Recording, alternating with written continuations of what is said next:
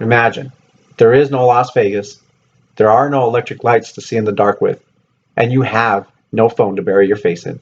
Scary, isn't it? Electricity has been our source of power for many, many years. Ever since Thomas Edison experimented with electricity, humans have used electricity to operate multiple things around the world. But for some reason, we are just now barely utilizing electricity to operate our everyday vehicles. I mean, we've always had electricity in our vehicles to operate the lights and the dashboard and everything, but why has it never been our primary source to operate our vehicle?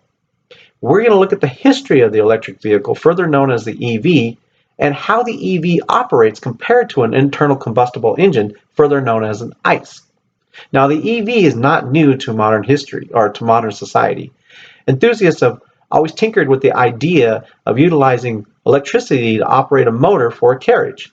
It hasn't been until recently, the latter half of the century, that the EV has become popular amongst the public. Let's look at the history of the EV and where it has landed us today. Now, in a journal by Marcelo Constable et al. Entitled Who's Driving Electric Cars, published by Springer Nature, Switzerland, the history of the EV dates back to the early 20th century. The uses of the vehicles primarily for elites, and the public manufacturing of the EVs mysteriously stopped in the early 1930s. Although the EV wasn't publicly made for the public or wasn't publicly made anymore, testing and studying still continued throughout the decades from enthusiasts. Many obstacles in terms of performance and safety have been overcome, but one of the biggest obstacles to date has been the battery. This has been the primary focus for the study, and although it has come a long way, it still doesn't meet the criteria consumers are accustomed to in their current vehicles. Still, a demand has been called for them. The California Air Resource Board, known as CARB, implemented the Zero Emissions Vehicle Program in 1990, which is outlined on their website, www.arb.ca.gov. And you have to do a search for the Zero Emissions Program. There is no link to it. And this program placed pressure on car manufacturers to reduce their vehicle emissions by so much that they started to re-evaluate the EV. GM was one of the first to introduce a plug-in vehicle, which is a full electric vehicle, to the public in the early 1990s. The vehicle was called the EV1, and Toyota immediately followed after with a hybrid electric vehicle called the Prius. Now, according to a film documentary, Who Killed the Electric Car, the producer Jesse Dieter et al., distributed by Sony Pictures, there were numerous vehicles sold and many on backorder. But GM has stated that there was no demand for the vehicles and had them recalled and destroyed. This turned the public to the only other alternative to them available to them, which was the hybrid EV. Now, the hybrid EV has been a successful alternative, but it still doesn't meet the demand for the zero emissions from the vehicles. And today, the automotive industry is attempting to re-implement the EV and make it available to the public. GM, Ford, Nissan, Audi, and Tesla are just some of the few of the major manufacturers producing EVs today.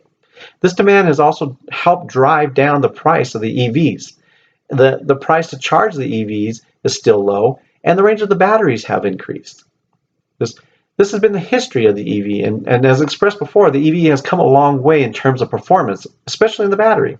So why do manufacturers feel that the EV will meet the zero emissions goal? Well, let's look at how an EV operates compared to an ICE vehicle. Now, the EV operates with an electric motor, which is different than the traditional internal combustible engine.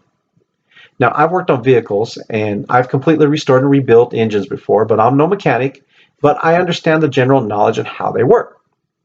A traditional vehicle that we are used to uses an internal combustible engine, which utilizes petroleum and fuel to operate. Now, the fuel, which is a flammable combustible liquid, is carried in a large tank located underneath the vehicle.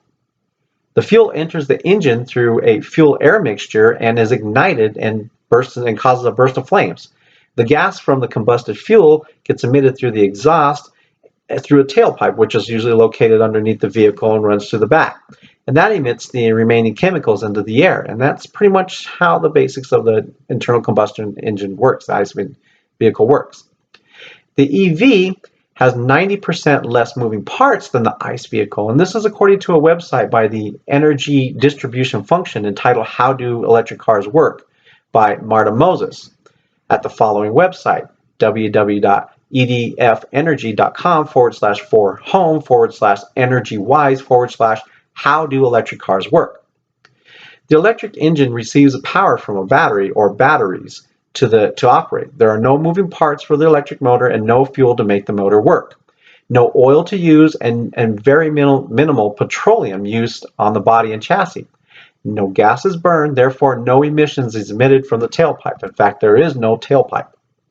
Although there are zero emissions emitted from the electric vehicle, the U.S. Department of Energy still records the total emissions emitted from both vehicles as well as the power plants used to create the fuel and the energy for both the vehicles. And this can be found on their website under the Alternative Fuels Data Center at afdc.energy.gov/vehicles/electric_emissions.html. Now, according to the Department of Energy, ICE vehicles emit dangerous emissions through the tailpipe and into the air, as well as the emissions emitted from the production plants used to extract and process the petroleum products.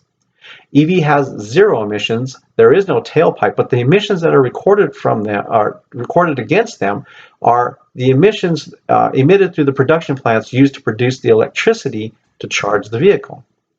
Now, even though the EV has met the zero emissions program requirements from California, the EV still has a long way to go to meet total consumer satisfaction. The history has proven there is a demand for it now. And now that you understand how they operate, I can only hope you as an audience will take notice that there are alternatives for you to use. In conclusion, we have looked at the history of the electric vehicle and its shortcomings, and the EV has always had enthusiasts or interest in by enthusiasts. The pressure for more environmentally friendly and cleaner burning vehicles, has been implemented by California through their zero emissions program. We took a look at how the EV process or how the EV operates to meet the needs of this zero emissions program and how that compares to the internal combustible engine vehicle. I believe it'll take a long time before we fully transform to a strictly electric vehicle usage, or if we ever do at all. I just wanted to inform you that there are other alternatives for you to use as transportation. Thank you.